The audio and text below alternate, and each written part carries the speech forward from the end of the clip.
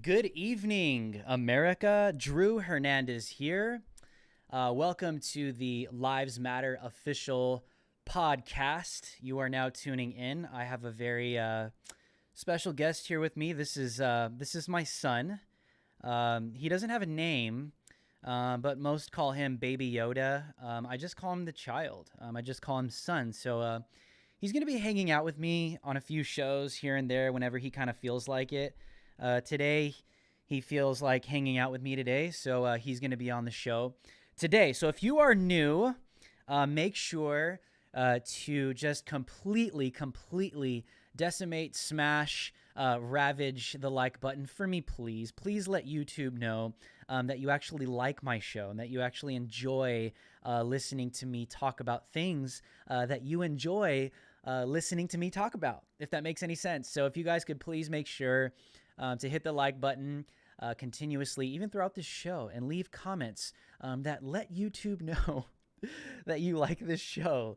And so, guys, thank you, guys. If you are new to the show and if someone's recommended you, hey, welcome. I'm probably going to offend you with some things that I say, but it's all love because I'm trying to show people with my show and what I do that we could still be friends and disagree on political and even social issues. If you and I disagree with something politically, we could still be friends. You could still have a spot on the internet. The internet is huge. You could still live. You could still survive.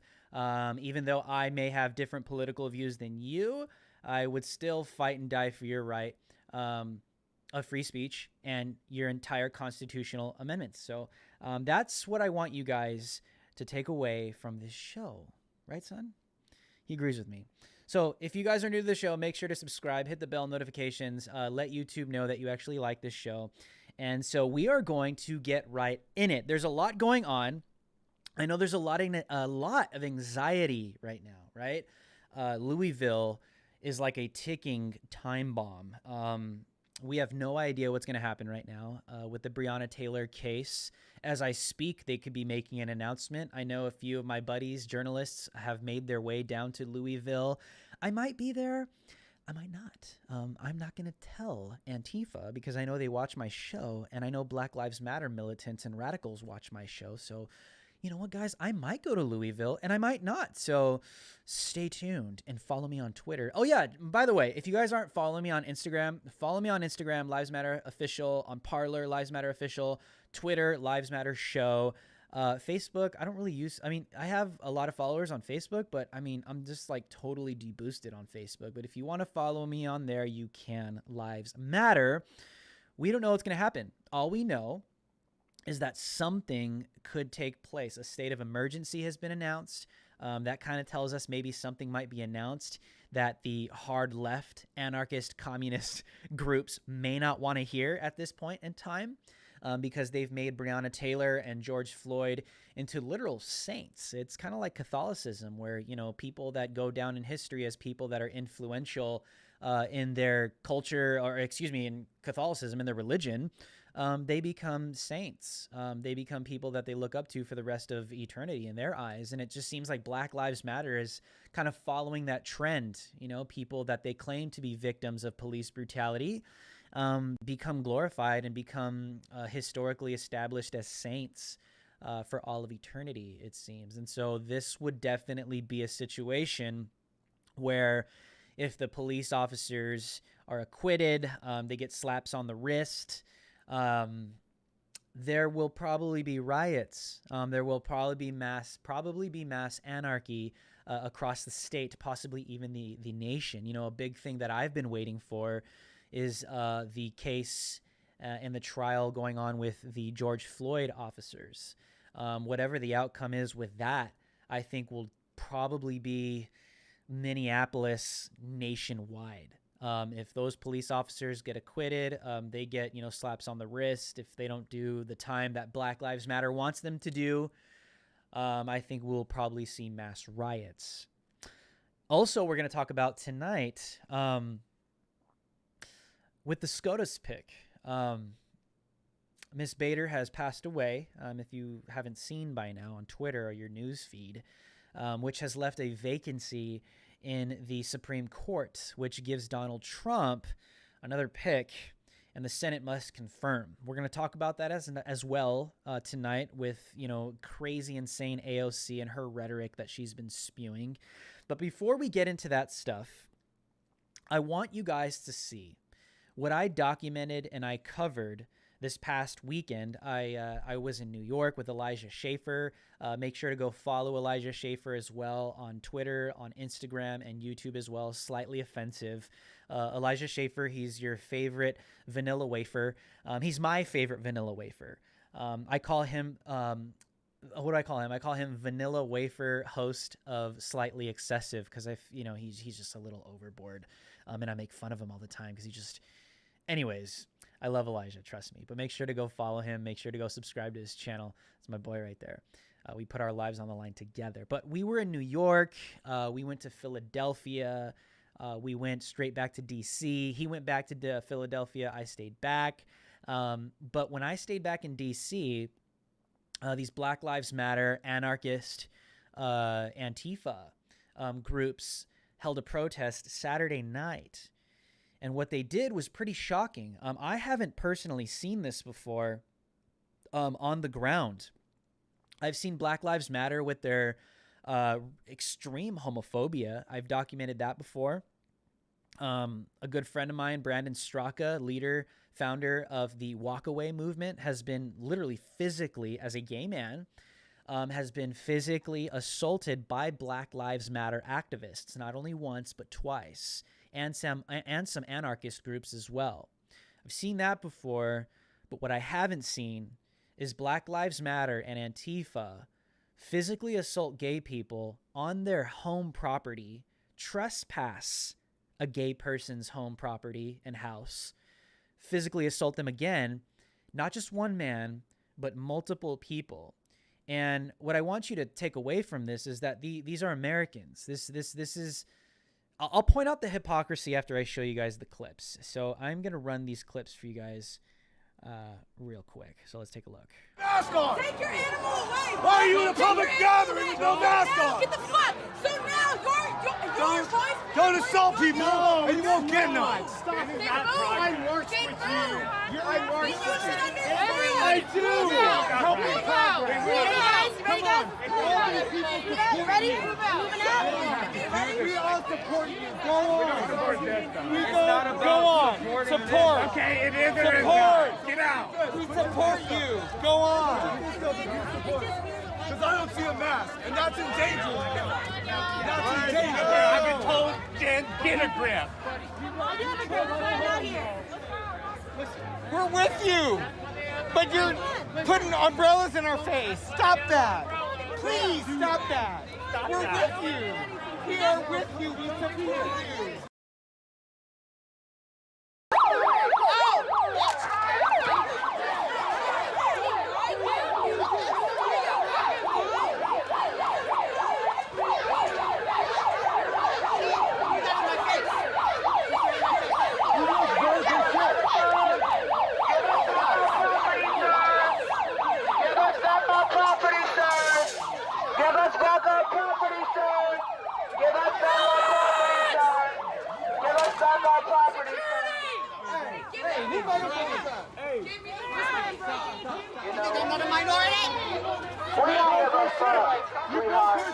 You are a racist, prejudice piece of shit.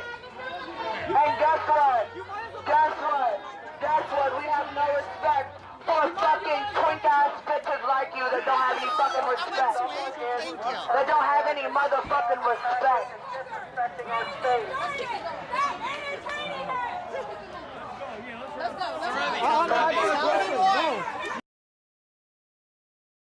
Been up and down this street. This is 17th and Q. It is the gay neighborhood. Most people here are, you know, gay friendly and very, very open, very liberal neighborhood here. I feel completely safe as a gay man here in DC, in DuPont. I'm enjoying a Saturday afternoon with my friends, and this is the second time that they come here, that I have been here, but the first time they did it, they attacked us as well. This is the second time, so I was ready for them, and they gave the same thing, like, you're anti-trans, you're anti-gay, you're anti-Black Lives Matter. I mean, I am an immigrant from Fiji. I mean, that's rare in DC, an immigrant from a small Polynesian island in the South Pacific. And they had their bullhorns in my face. I couldn't actually hear them because I'm also my career has a lot of noise in it, and so my hearing is bad. So I went closer to the bullhorn, and I was like trying to listen to what they were saying. And they were also attacking one of my friends. And the person with the bullhorn then shoved the bullhorn into my face, smacking my nose and my face. And I, as an instinctual reaction, grabbed the bullhorn away from her and kept it away from her and threw it. They're opportunists.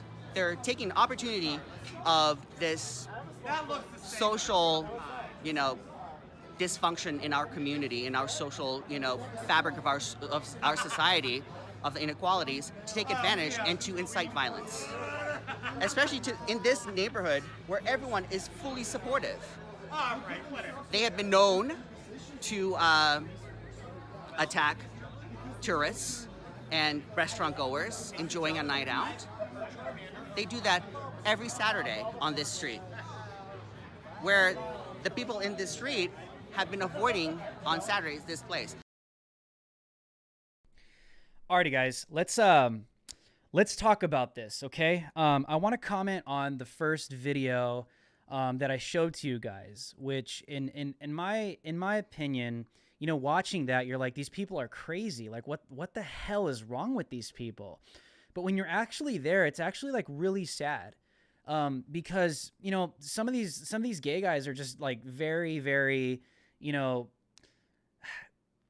they're not very like masculine, they're not very like, they kind of seem like they wouldn't really like harm a fly, and that's not an insult. Some of these guys that they were assaulting, like you could hear it in their voice, like they were very scared, they were very afraid, and I think they were really discombobulated because the confusion is obviously there. Some of these gay guys were just completely shocked that Black Lives Matter would get violent towards them.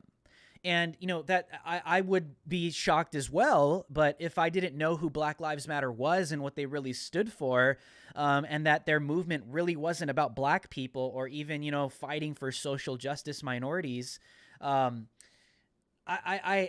would be confused as well. But I mean, why are they going after a gay guy? And I was like trying to figure this out. Like, they were accusing him of physically assaulting them and throwing water at them. Like, even if the guy did throw water at them, it's like, you guys are storming this gay neighborhood and like intimidating all these gay guys that probably could never even hurt a fly to even begin with. They just want to live their lives. They're just minding their own business. They're hanging out, having a great Saturday night. And here comes Black Lives Matter and Antifa out of nowhere, just intimidating and threatening this entire gay community. Now, what I want to point out here is the gay guy is holding a puppy. Like, the puppy is like shaking. I don't know if you guys can see it in the footage, but the puppy is like literally shaking. And, you know, we saw this as well the same day in Philadelphia. I don't know if you guys saw the clips. I should have got the clip for you, but Elijah Schaffer captured Antifa busting open windows, car windows, with a dog inside of it. And the dog is like freaking out, is scared out of its mind, because it's traumatic for an animal to go through something like that. Like, under 24 hours, gang, under 24 hours, Black Lives Matter displayed their homophobia. They physically assaulted gay people. They displayed disdain for animals, or a complete just disrespect. They don't have any reservation for the protection of animals, and twice in one day. They also physically assaulted an immigrant. This guy that you guys saw in the second clip was from Fiji. He was gay, and he was from Fiji. He immigrated from Fiji. This is Black Lives Matter and Antifa that we're talking about here. These are the people that claim that Donald Trump is a racist and claim that Donald Trump and right-wingers are anti-immigrant, anti-immigration, anti-gay, anti-trans, the list goes on, right? These are the same people that accuse the other side of being something that they literally are. Now, the statements I'm making are this isn't me trying to, you know, win someone over to the other side. This is me simply reporting to you what these people do and who they are. Black Lives Matter claims to be champions for minorities, champions for immigrants, champions for black people, champions for gay people, champions for trans people. They claim to be the champions for these minority groups when it comes to social justice and making social and political change in our country. But these are the same people that turn around and physically assault gay people. These are the same people that physically assault immigrants on camera. And I don't know if you guys heard when I interviewed this gentleman, and I'm using the name gay man. I'm using these terms because I don't want to give his name out, because these people are already doxing these guys. And by the way, they are getting doxed because they're taking their phone numbers, they're taking their images, they're finding out where they live, they're finding out where they work. That's why he hesitated. Sorry, son. That's why he hesitated to give where he worked. And I told him, don't give me your job. I don't need to know any of that personal information. Just tell me what just happened to you. Antifa will dox homosexuals. Black Lives Matter will physically assault homosexuals. Black Lives Matter and Antifa does not care what your sexual preference is. Black Lives Matter and Antifa, they don't care who you are. They don't care if you're an immigrant. All of the things that they claim to champion on, that's just a disguise. That's a cloak. That's just a pass in order for them to do their anarchy, their criminal activity, to do what they want to do. They manipulate and they use minorities. Even Black Lives Matter. They hide under the black card, under the color of their skin, in order to push communism and push Marxism and even justify criminal activity. That's what Black Lives Matter does. How do I know that? Because in Chicago, a couple months ago, when they started rioting and they started looting, a Black Lives Matter spokesperson and activist jumped on live television, and what did she say or he say? I don't know what the heck they identify as. Whatever. I don't care. That weirdo with the red dreadlocks that looks like Lil Yachty jumped on live TV and said what? this is a form, us looting is a form of reparations. They justify their criminal activity by hiding under the color of their skin and any kind of self-proclaimed oppression that they themselves claim to be suffering from. Even though slavery happened more than 400 years ago, these people still act like they're still suffering from slavery. As if we didn't have a civil war, as if men and women did not bleed and died, including black people. Black soldiers fought in the Civil War, bled and died on American soil for this moment, for black people and minorities across the nation to be free. It's a fact. So what am I saying? What I'm saying is Black Lives Matter and Antifa hides behind minorities. They hide behind people of color. They hide behind black people. They use it as a cover. They use it as a pass. They use it as a guise. They use it as a cloak in order to do their dirty work, because no one's going to turn around and accuse Black Lives Matter of being criminal, because if you do, then you're a racist. And how dare you say black people commit crimes, even though it's justifiably like videographic evidence of it happening, you're still a racist for saying that. And Antifa gets a pass because they are just a bunch of white guilted, virtue signaling white people. Their whole movement is a walking virtue signal. Antifa and these organizations on the left that just, they hide under black people. They hide under people of color like me. They will hide behind me in order to do what they want to do. And if you say or condemn anything that is against their movement or their ideology, you're a racist and you're a Nazi and you're a white supremacist. It's nothing. Listen, it's not even real anymore. All of those accusations. This is why I get accused of being a white supremacist all day long on freaking Twitter. This is why I get accused of being a Nazi. Okay. And I'm Hispanic. I'm brown. Okay? And I get accused of being a white supremacist on Twitter. This is why people like Andy No, right? He's Vietnamese. He gets accused of being a right-wing white supremacist Nazi. Why am I saying this? Because I want you to understand, gang. They don't say that because that's actually what they believe they're fighting against. Yes, it is. They do believe that in their minds. But now it's come to the point where they clearly know that, hey, this guy Drew Hernandez he's half Spaniard, he's half Mexican, right? His last name's Hernandez. He's obviously not white. He's literally brown, but we're going to still call him a white supremacist. We're going to still call him a Nazi. Why? Why do they do that? Because they're stupid? No. They do that because it's a tactic to smear you in the media. These people know what they're doing.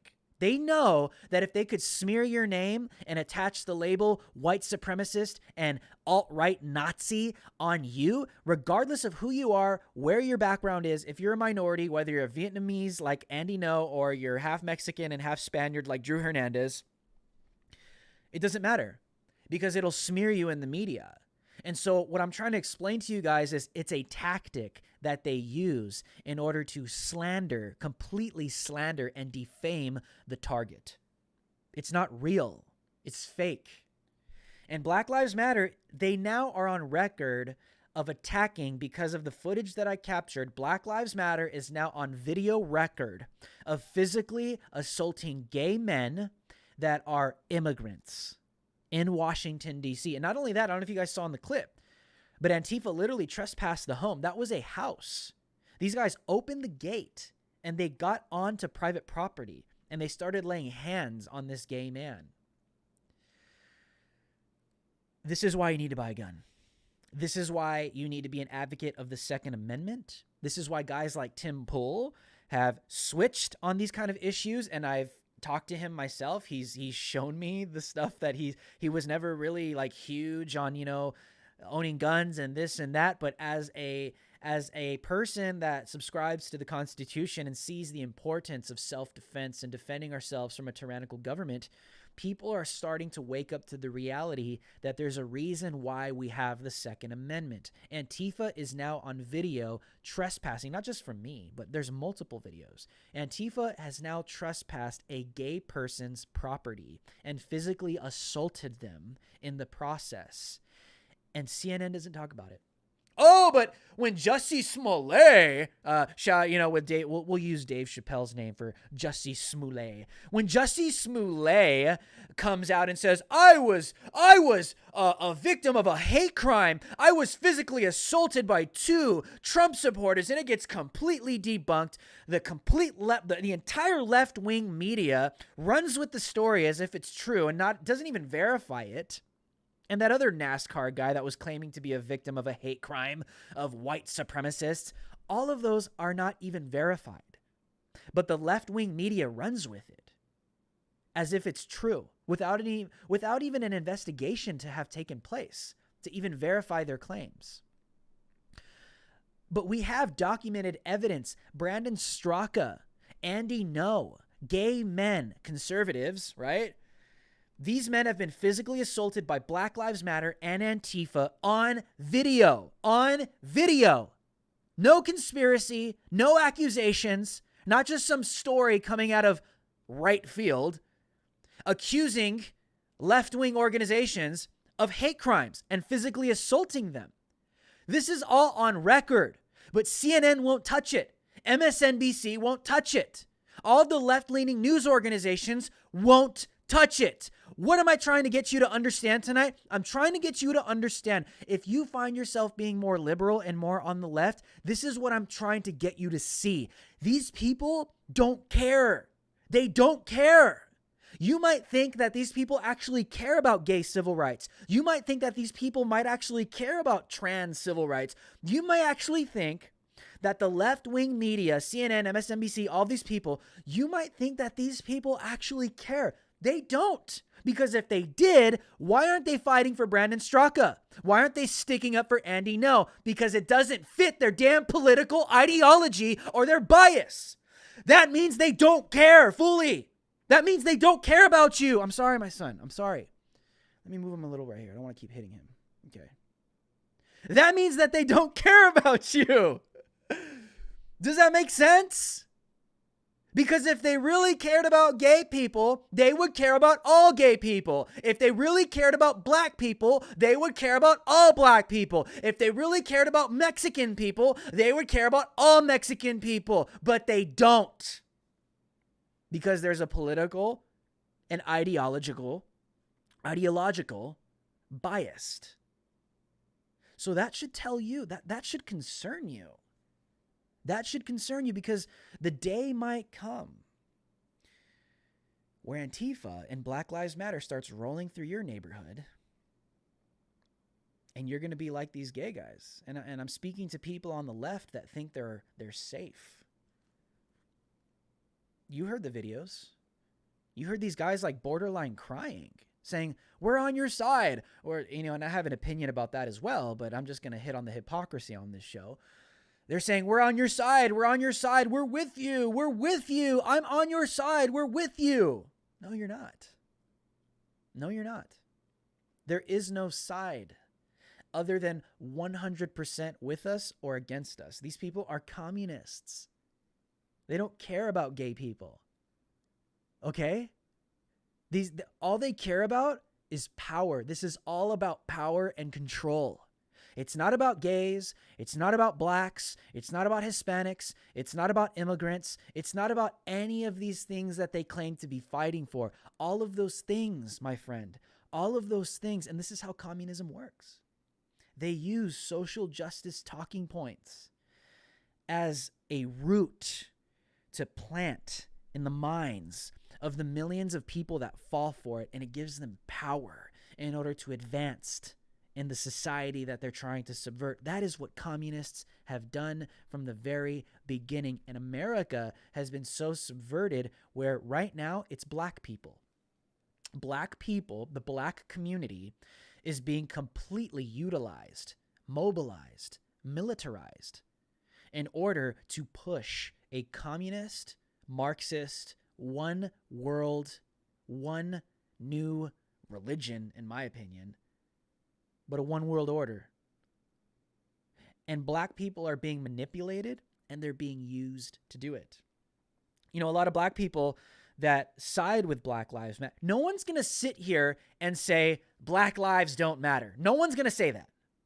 No one believes that. And if you do, you're an idiot. Because I believe black people matter. I do. Just like white people matter. Just like brown people matter. The name of my show is Lives Matter. That includes black people. What am I saying?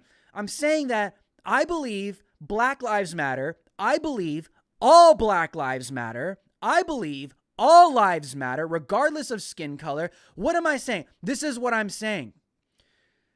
Black Lives Matter is not about black people, though. This is what you need to understand. This is why they changed their communist little talking points out of their website. It's not about black people. It's about communism. It's about ushering in Marxism.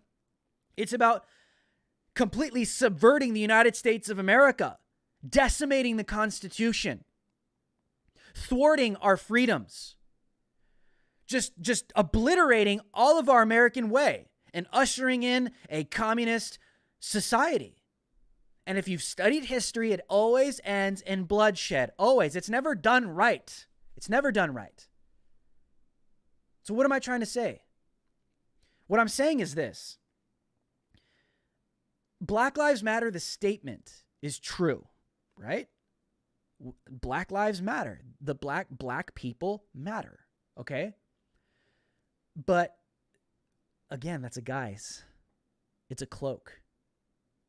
Behind the statement is an ideology of death, an ideology that's responsible for more than 100 million murders to date, today, communism, Marxism.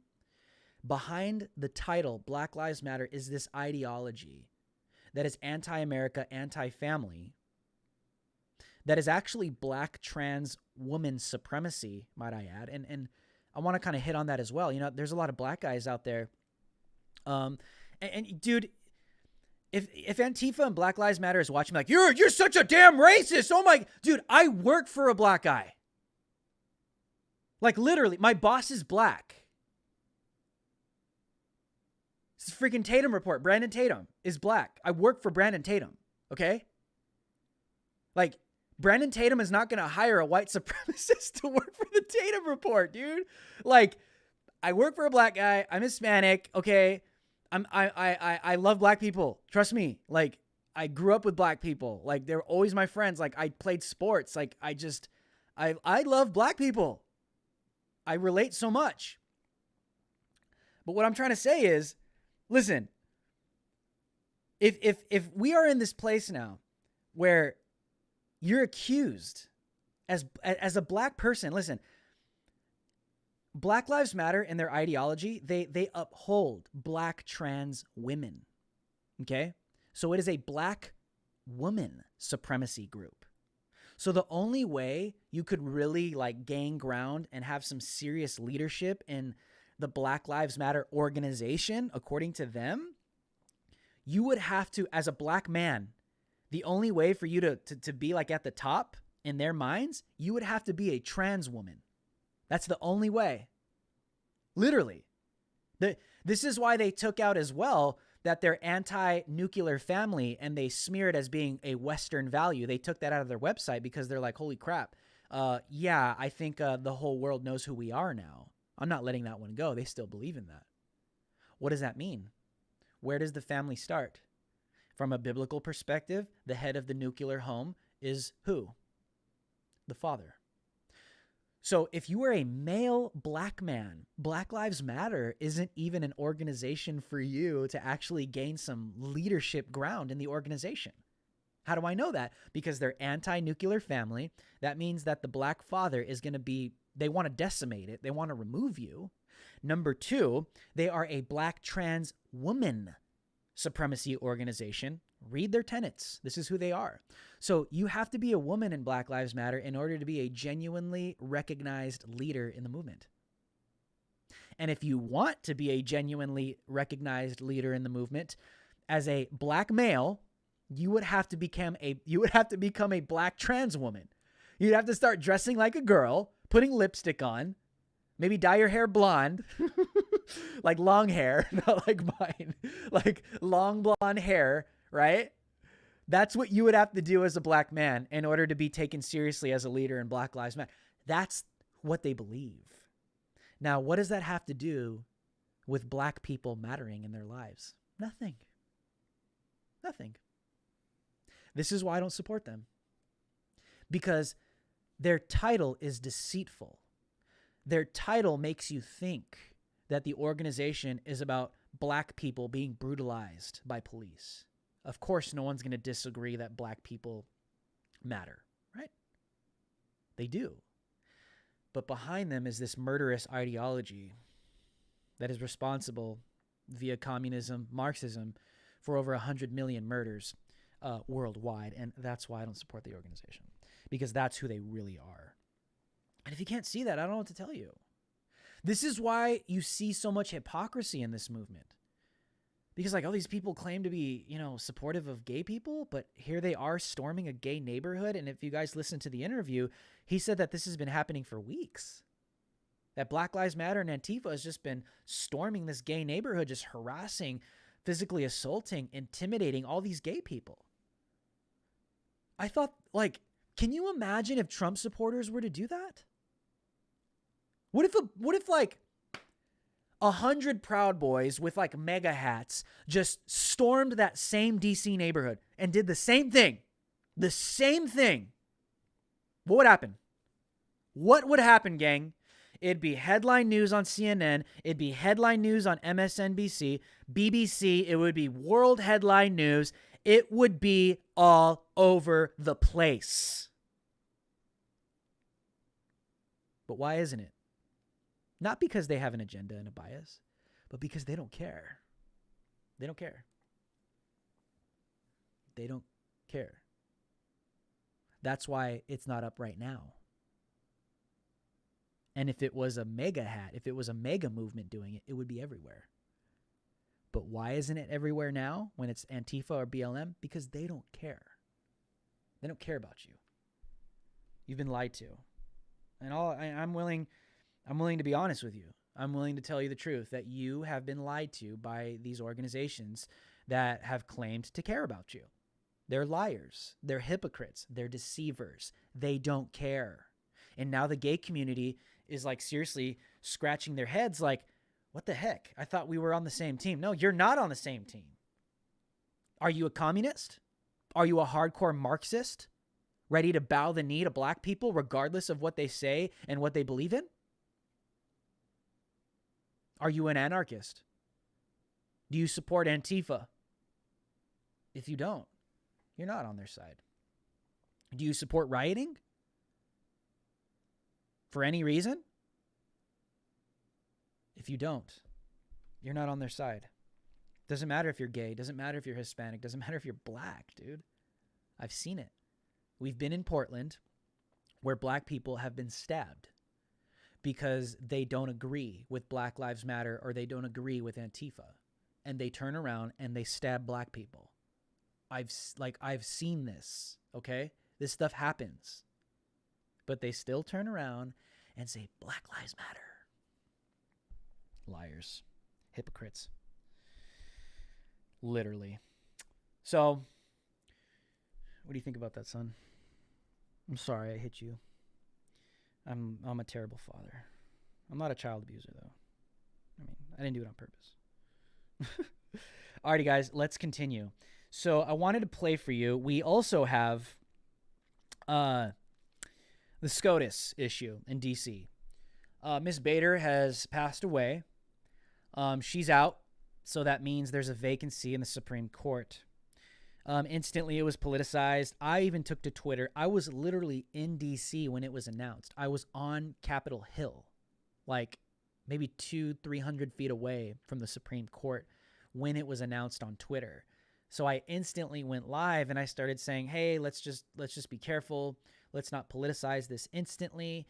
Let's just show a little bit respect, just for a moment, and then, we can get to it. But, that didn't last long. So there's a vacancy. Trump has made multiple announcements. I think Donald Trump tweeted today that he is making his announcement for his SCOTUS pick on Saturday.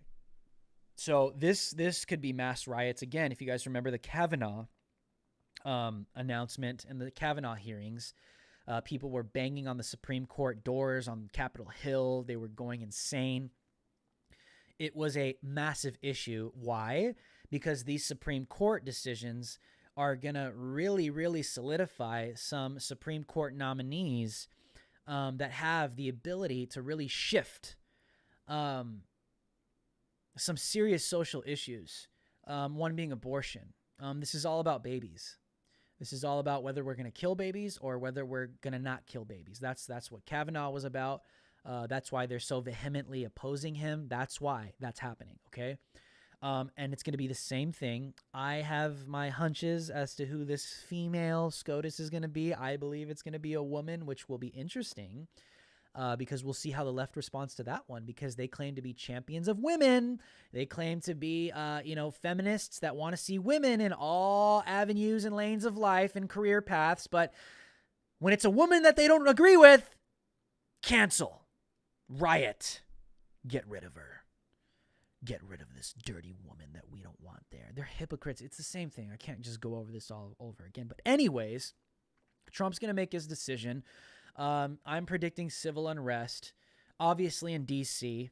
I think when the Kavanaugh hearings were going on, there was some civil unrest in L.A., I think in New York. So we might see some stuff nationwide. This is a big week, you guys.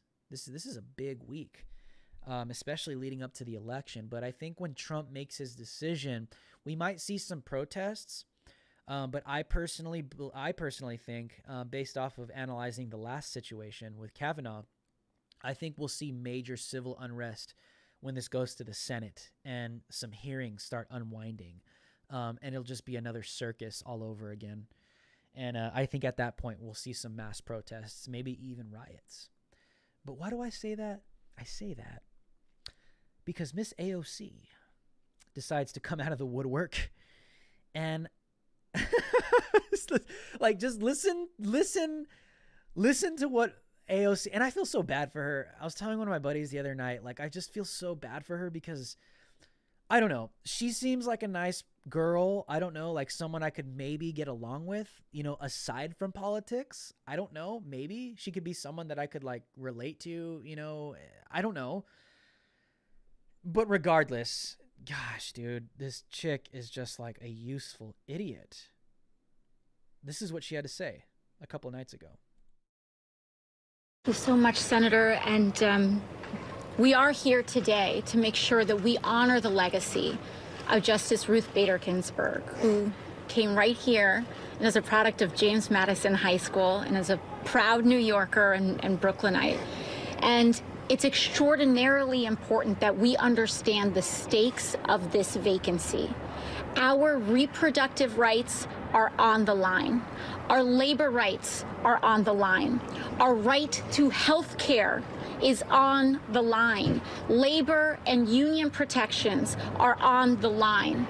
Our climate is on the line.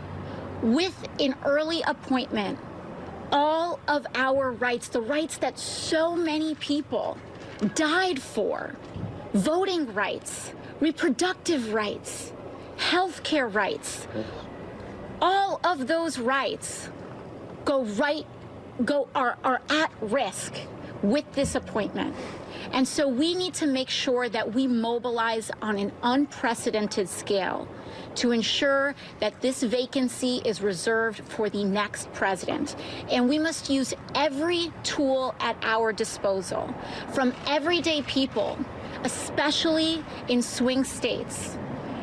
We need everyday people to call on senators, to call on folks on the bubble, to call Republican senators to make sure that they hold this vacancy open. And we must also commit to using every procedural tool available to us to ensure that we buy ourselves the time necessary.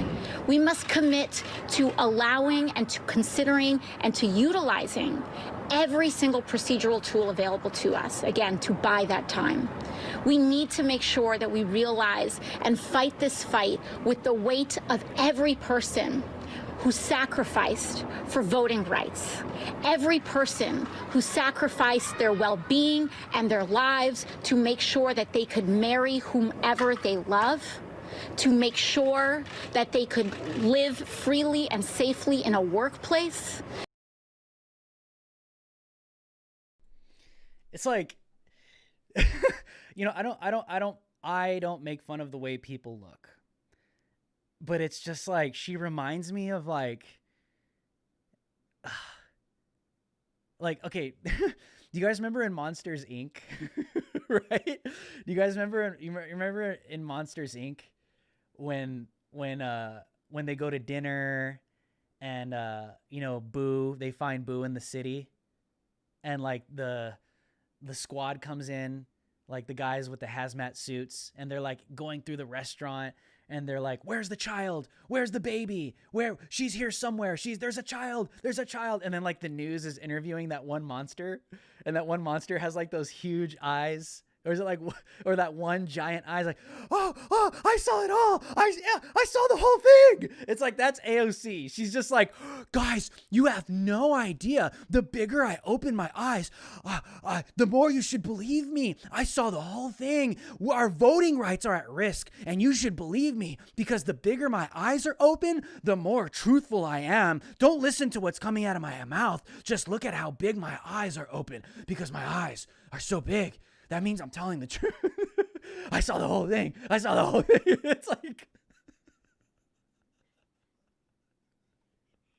It's like, okay, just because you open your eyes bigger doesn't mean you're telling the truth more. Just because you open your eyes wider doesn't make you more valid of a source of information. Okay? You know, that might give you credibility somewhere else because you have the talent to open up your eyeballs so wide, but that doesn't give you any validation of a truth teller. But let's be serious. Our voting rights are at risk? How? How are our voting rights at risk? Donald Trump is doing his constitutional duty as the president of the United States by solidifying and picking a next choice to fill the seat in the Supreme Court of the United States of America. What I want to know is why she's saying that our voting rights are at risk. Sometimes I wonder, like, how much cocaine did you do? Like, her eyeballs are just freaking dilated. She's just like, I don't know. Is she doing drugs? Like, I don't know what she's doing, but the one takeaway I got out of that was not only it was embarrassing that they're turning the lights off on her. Maybe they're like, the lights are too bright. Her producer's right there. Her manager's right there. Like, the lights, turn down the lights. She did a lot of cocaine this morning. She did way too much. Her eyes are dilated. Her pupils, they're going to know. Turn down the lights. So they just turn down the lights completely. They just shut down the lights. Oh, I'm making too much fun of her. Okay. I actually think she might be a cool person. I don't know. Like, she might be someone like, I don't know. But anyways, do you honestly think that I am stupid enough to actually believe the stupid things coming out of your mouth? Our voting rights are at risk because of this upcoming SCOTUS pick? Are you serious? How are our voting rights at risk? You think for 1 second that if Donald Trump inserted a Supreme Court justice that was anti-constitutional and that somehow got in to subvert our voting rights, you think that millions of conservatives and patriots and right-wing Republicans are going to stand by and accept something like that? Are you serious? How stupid do you think we really are? You see, but that's the problem. They do think you are. People on the left, they don't think about those nuances. How are our voting rights going to be at risk? And if they were, you think for 1 second that people like me wouldn't jump up on my show and say, yeah, we are not going to put up with that. I would be the first person to condemn Donald Trump's SCOTUS pick if he was seriously putting someone in that was anti-constitution and that had an agenda to subvert our voting rights. I would be the first person to jump up here and start talking about it and condemning it. These people count on you to be stupid. Literally, AOC counts on you to not think about what I just told you. Literally. She just expects you to believe her the more she opens her eyes wide, as to trust her as a valid source of truth. She thinks you're that stupid. That should be an insult to your intellect. It should be an insult to you as a human being, because these people actually think you're that stupid to like seriously believe what's coming out of her mouth. Your voting rights are at risk? My gosh. It's unbelievable. It's absurd. I don't know. I just think another thing I want to say is, where the hell has she been? Like, where has AOC been the past few months? I don't know. This is why I say these. I took to Twitter, and I'm pretty sure people were offended, but I said AOC is literally the token Latina of the Democrat Party. And the reason why I said that is because all of a sudden, Chuck Schumer is standing right beside AOC at a news press conference in the freaking middle of the night talking about how our voting rights are at risk because of the upcoming SCOTUS pick. And AOC hasn't been in the limelight for months. Yeah, she said some stupid things here and there, but where the hell has she been? Nowhere. She's been quiet. This is what they do. The Democrats have their token minorities in the Democrat Party, and they only call upon them when it's convenient, when they're ready. Why? Because they know that millions of women right now need to be mobilized, need to be sensationalized, and need to be emotionally manipulated through the abortion talking point. And the person to do that out of the Democrat Party is AOC. And a lot of Hispanics, Latinos are going to eat that up and follow it and think that it's the right thing to do. But no one stops to think about, maybe this is like a political chess move.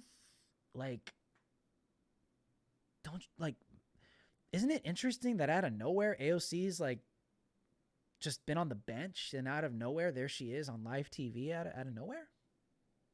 You think that's coincidence? No. That's staged. That's strategic. It's to get weak-minded people to be like, yeah! And here come all the pink hats. Let's go! We're gonna go and protest Trump because our voting rights are at risk because AOC said so. That's how it works. That's literally how it works. That's how it works. That's literally how it works. Anyways, the useful idiot leader was actually successful in her mobilization because some leftist radical groups, I think this was the Sunrise Movement in D.C., they're nationwide, but predominantly D.C., I believe, actually went to Lindsey Graham's house. And I think Millie Weaver actually tweeted a tweet of some undercover footage of some of these activists, radicals, actually practicing kicking down Lindsey Graham's door the night before. But they actually showed up to the man's house. Take a look.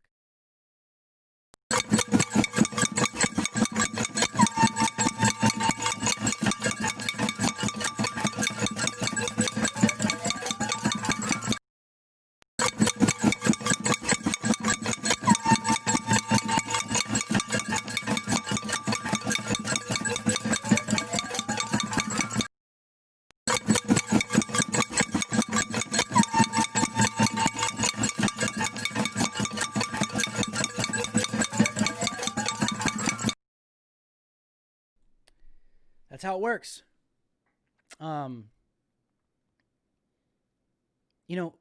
what you guys need to understand is there's a transition that's going to start taking place, because these radical leftist, anarchist, communist, Marxist groups, they know that they don't have power yet. They only have like AOC, Rashid Tlaib, what's the other Muslim chick's name?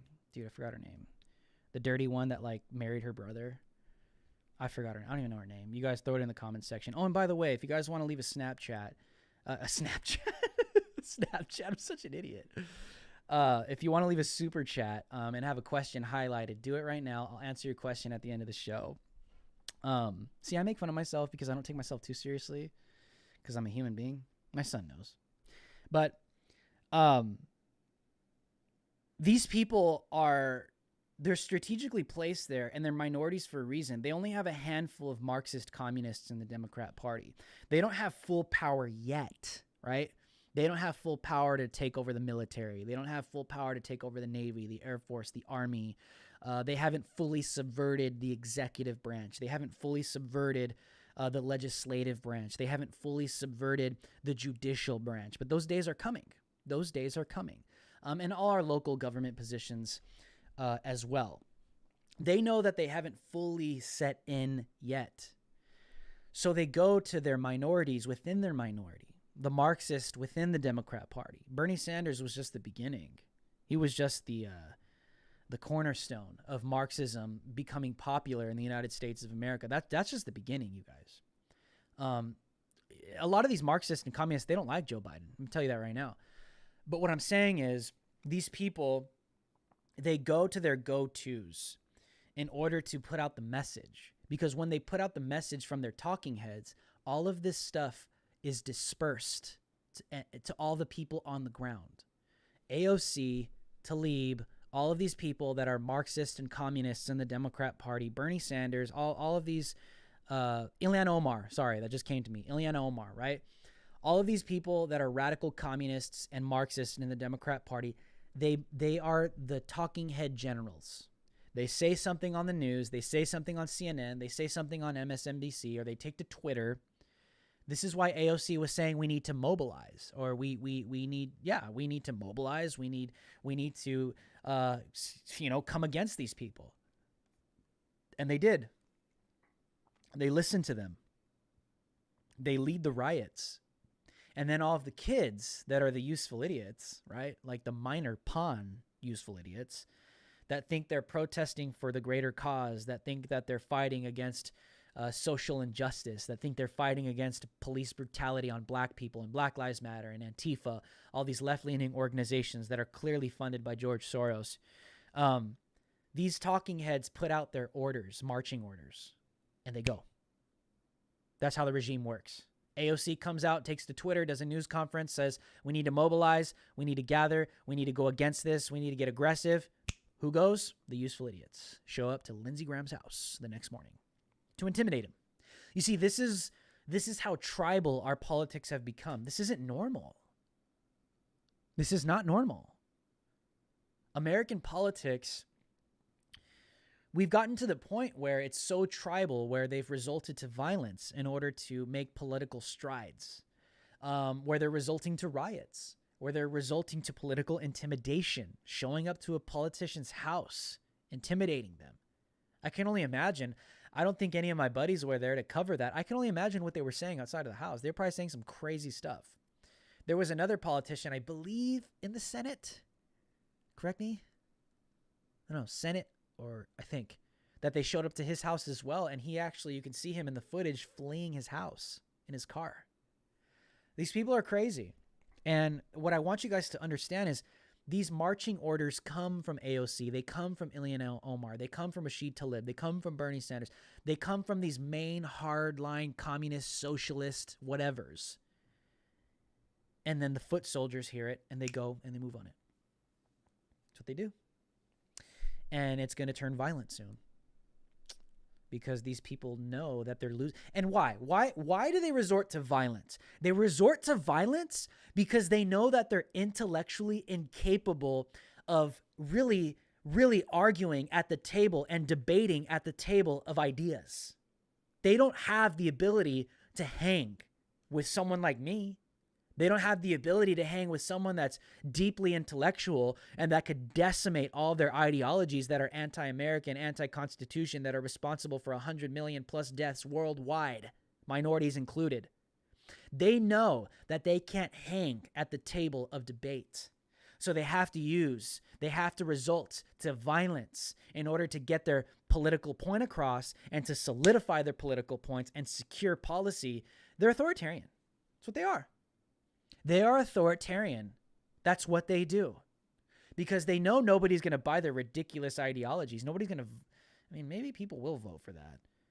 But they know that people that are still intellectually capable are never going to buy into that. They'll lose the debate. That's why they censor us, because there's no debate. The only way to defeat your enemy, if you can't beat him in a debate, is to just shut him up. So you don't have to debate him. And so nobody else hears it.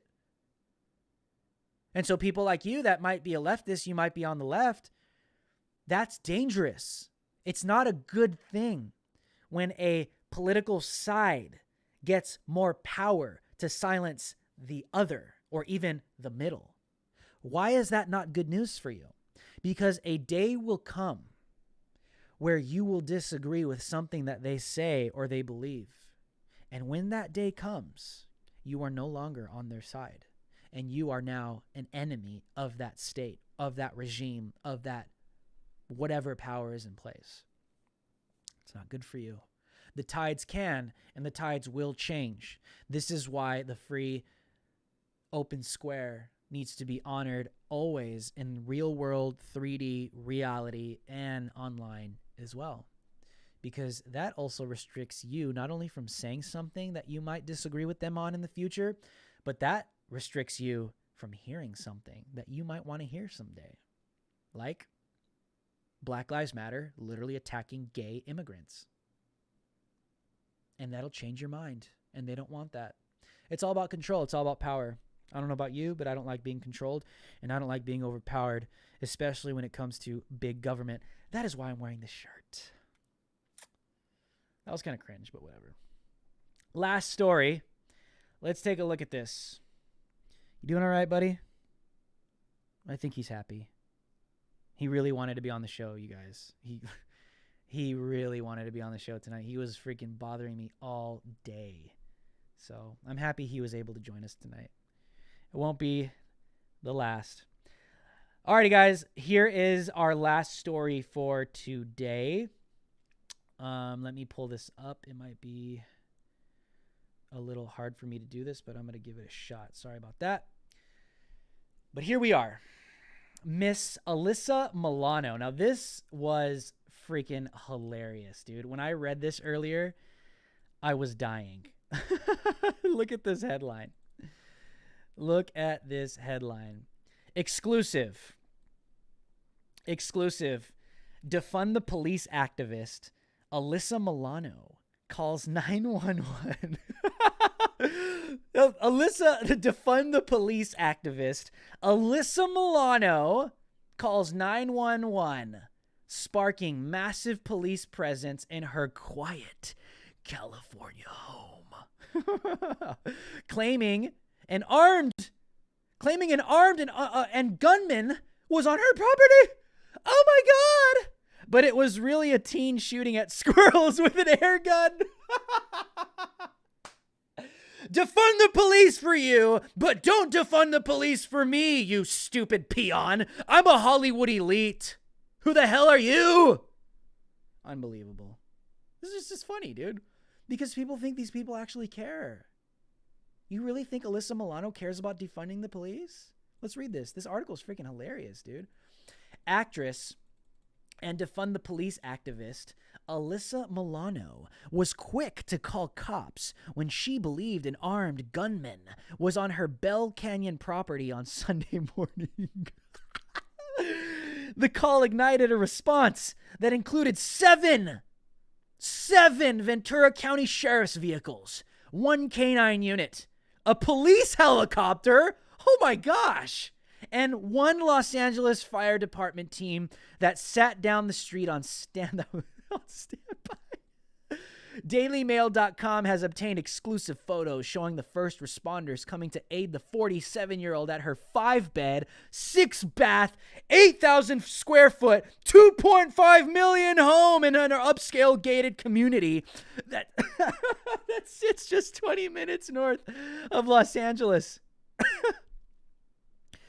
A neighbor tells DailyMail.com, "We first noticed the helicopter circling overhead very low and knew something was going on. It usually is such a quiet community. Then we saw all the police cars parked in front of Alyssa's home. They had their guns at the ready and seemed very serious." Look at that, dude. Yeah, defund the police, Alyssa. Defund the police, Alyssa. My gosh. This is freaking pathetic. Look at this, dude. Sheriffs. All these sheriffs, dude. It's freaking ridiculous, dude. These people are so stupid. Oh, my goodness. Look at Alyssa and her talent agent husband, Dave Bugliari, 39, they said, had dialed 911. Would you look at that? When they heard what they believed to be gunshots on their 1.39 acre property. I love how they keep like emphasizing that. That's hilarious. They allegedly told the emergency hotline the sound scared their dogs and made them feel like the gunman was nearby. A description was given of a suspect to the officers who was male, 40 years old with a long rifle. The two, who have been married since 2009, were also concerned that it may be someone stalking the former Charmed and Who's the Boss star. In 2008, Alyssa filed restraining orders against alleged stalker Jeff Turner, and then 54-year-old man she claimed twice tried to break into this same home. The next-door neighbor app was rife with concerns. Just drove by about 12. That's what they were saying. There's another point in this article that, look at. Oh, my God. Look at that tweet. Look at that tweet from Alyssa Milano. On August 10th, 2020 at 3:31 p.m., Alyssa Milano, hashtag defund the police. Oh, you're such an idiot. These people make my brain hurt. Look at this, dude. Look at all these cops.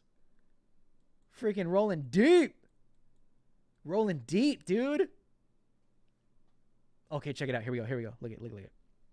Alyssa Milano's gate sat open with law enforcement guarding the entire perimeter of the street. The search by air and street level lasted over 3 hours and ended abruptly at 12:20 p.m. It turned out it was a neighborhood teen with an air gun shooting at squirrels. The male teenager witnessed the emergency response and later realized he was the cause and turned himself in. The officers then had an impromptu meeting with some of the residents in the Bell Canyon Community Center, confirming that they dubbed Squirrelgate. Oh, now they're just trolling, dude. Alyssa has owned this Bell Canyon home since 2001. Dude, this is just hilarious. Look at, here's another tweet that she tweeted in the past. Look at, it's ridiculous. In, what was this, June 19th, 2020. Look at this. Look at this right here. This is the problem. We've militarized the police to protect and serve? Please. How many hungry children would the cost of this tank feed? How many community programs would this serve? Oh, yeah, well, what about your multi-millions? Why don't you help? How many classroom supplies or childcare programs, mental health services? Hashtag defund the police. I think that's enough for today. Dude,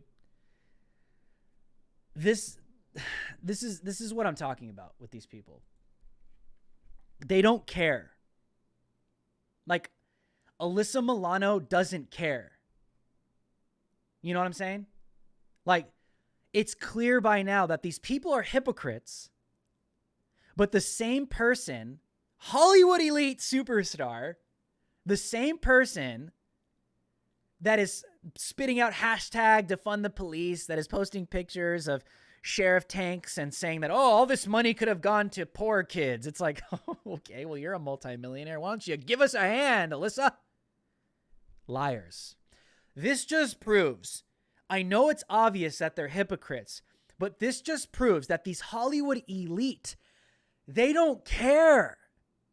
They're allowed to have their multi-million-dollar mansions. They're allowed to have police at their beck and call at any moment and any given moment at the day. They're allowed to have sheriffs running deep, protecting their property. They're allowed to call 911 and have taxpayer-funded police officers and sheriffs show up to their house to protect them when they think there's a threat at her door. But not you. Not you.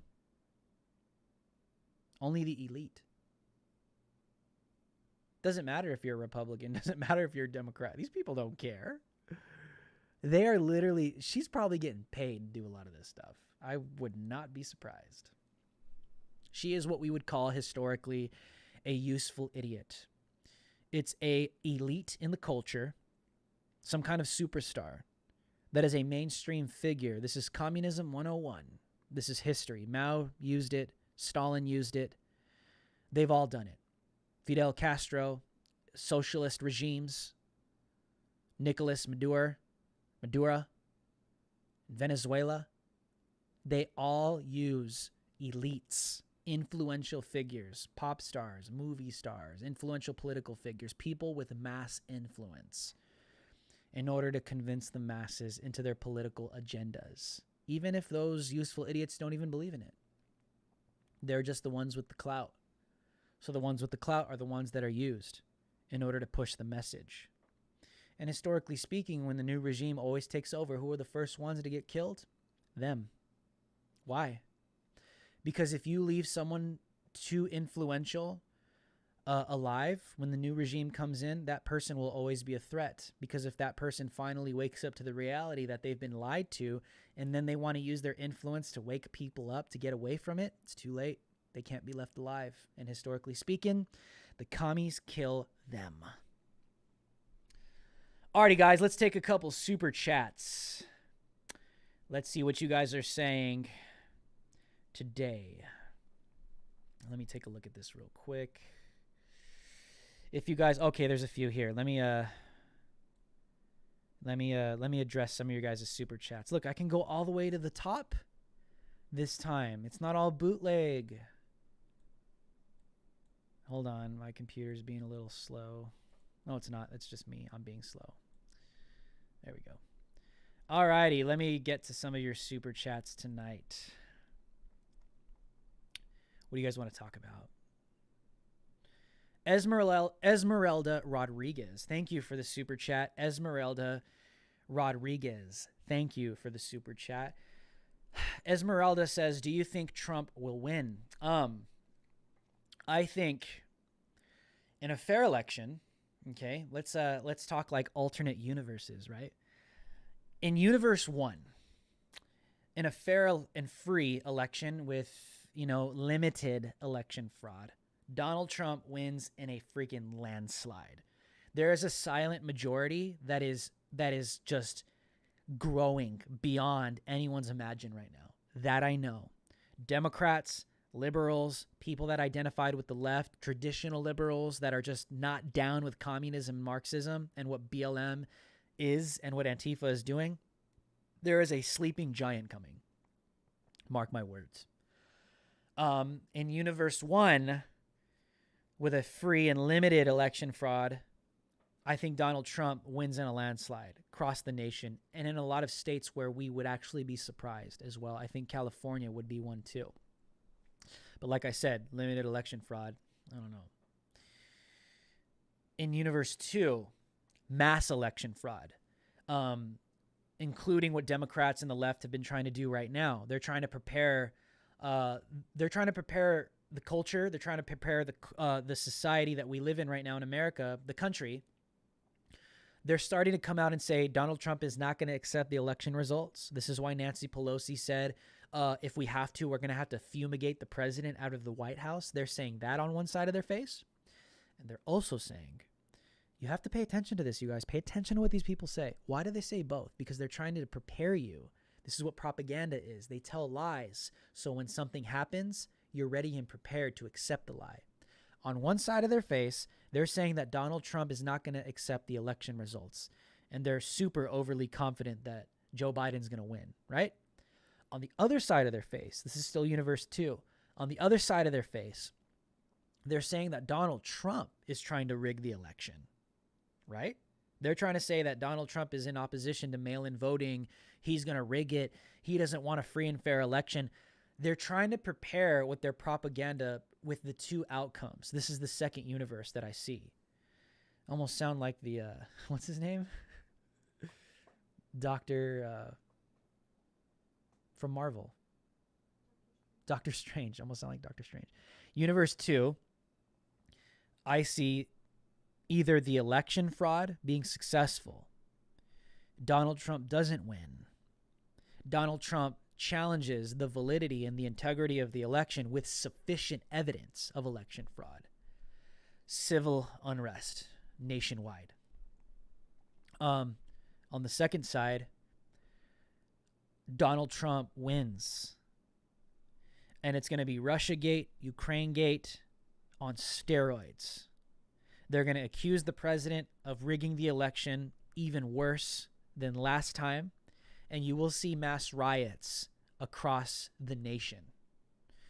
That's what I see happening in November. One of those two universes. I don't know which one.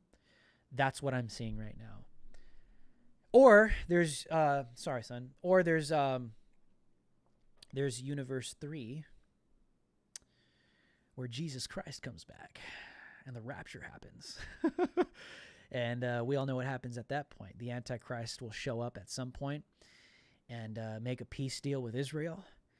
And the whole world is going to see it and flock to this guy. And for 7 years of absolute devastation upon planet Earth will God unleash.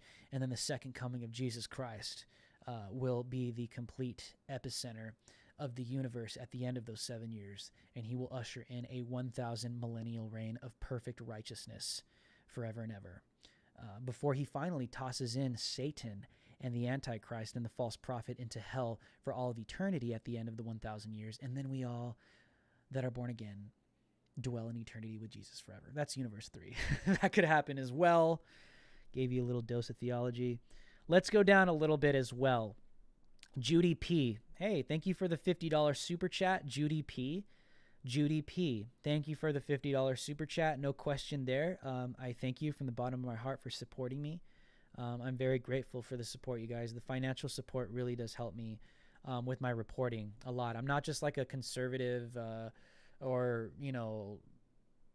constitutionalist, centrist commentator. I go out into the field. So a lot of the stuff I talk about with you guys is because I'm like literally going to these things and watching them and reporting on them. So thank you. Imam Shart. That's an interesting one. Imam Shart. Proud Boys in Portland tomorrow. I thought it was Saturday, Imam Shart. Proud Boys in Portland tomorrow. Call to violence already issued by Antifa BLM. Best site to live stream it. Your opinion about PBs going there and punking in Philly. I thought this was on Saturday. Could have sworn it was on Saturday. But anyways, I'll comment on it. I know when I was on Timcast, I know Tim was really, he kind of did give me something to think about. Tim and I don't agree on everything, which I think is awesome because we're still friends and we still produce amazing content, which I think is really cool.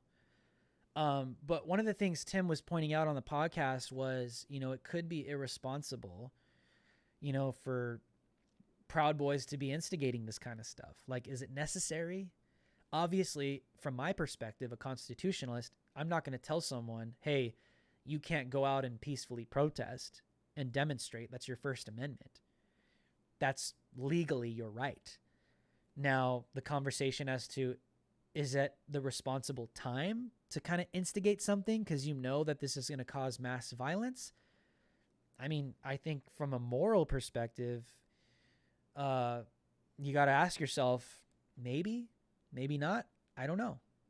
I will never tell someone you cannot peacefully assemble according to your First Amendment. But at the same time, are these staged troll events? I was informed from some of the guys on the ground from the last Proud Boys event in Philly that it was a Proud Boys troll. Now, I don't know if this is 100% confirmed, but a lot of sources have been giving it to me. It was supposedly a Proud Boys troll in Philly. And some journalists were physically assaulted because of that, because the Proud Boys didn't show up. So Antifa turns their efforts on anyone else there that they claim to be an anti-fascist, and they could bust their brains open. To me, I feel like that's irresponsible, because I think you could really put people's lives in danger when like an event like that shouldn't have happened. Like, why stage an event just because you know Antifa is going to show up and you're not going to be there, so they're violent and you know they're going to just turn on someone else? I think that's kind of just, I think that's irresponsible. I wouldn't personally, I wouldn't ever do that to somebody. That's just kind of like almost LARPing, like grifting in a way. I don't know. Anyways, but like I said, if the Proud Boys gather according to their First Amendment right, I will never tell them that they can't. I'll never say that. I can't. I'm an American. I subscribe to the First Amendment, and I will never say that. So we'll see what happens, guys. Will it be violent? Oh, dude, absolutely it'll be violent. Of course it will be. These are like the two clashing organizations, groups in America right now. The anti-fascist, so-called anti-fascist group, and Proud Boys. They are like arch enemies. And even more so, it's in Portland. Rose City Antifa. Get your popcorn ready. Any live streamers that I recommend? As of right now, I don't know. Because to be completely honest with you, I don't live stream. Like, I don't watch live streams because I'm usually at these things. And I report play-by-play, like, chronologically on my Twitter. So I don't sit at home and watch live streams. So I couldn't tell you. If anyone, knows anyone, drop it in the comment section for Imam Shart. Thank you. Thank you for the super chat. Alrighty, guys, let me scroll down. We got a couple more before I gotta get out of here. Oh, here we go. Oops, did I just pass it? Oh, yeah. Oh, here it is. Sergio Estevas. What's your favorite episode in The Mandalorian? My favorite episode, my son. My favorite episode in The Mandalorian. Where was the episode where I actually have two, and I don't know if I could pick between the two, but my favorite episode is, my favorite episode is when, in The Mandalorian, when he goes back for Baby Yoda. And he's kind of like having like an internal struggle because he gave Baby Yoda up, but now he's having internal struggle within himself. And then he goes back to save Baby Yoda because he actually cared for him. Like, to me, that's like, aw, you know what I mean? Like, that's beautiful because it's like this hardened dude that, like, when you watch The Mandalorian, Mando has like a hard growing up. Like, he was deserted because he was put in that position. His parents sacrificed themselves. The Mandalorians came. They took him under his wing. And, he was just this kid that had no future. And the Mandalorian saw himself in Baby Yoda. That's what I saw in that scene. So, like, he couldn't let that go. That's why he was having, like, those flashbacks, like this hard warrior dude that's been super hardened, that just, like, kind of finds a soft spot in his heart again because he could relate to the Baby Yoda. And that was my favorite. I think that was my favorite part. Yeah.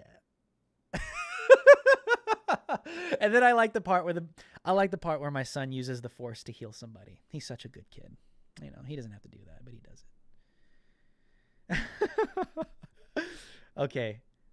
Another one. Venezuelan capitalist. Dude, you gave a super chat, I think, on my Saturday night or my DC live stream. Thank you, man. Thank you again. Thank you for exposing BLM Antifa.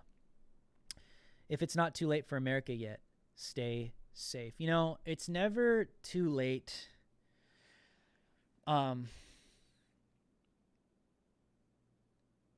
It's never too late, But I have to be careful with what I say here because I can get a copyright strike, because I could be accused of inciting violence. But I will say this. It's never too late. Because if there are still patriots,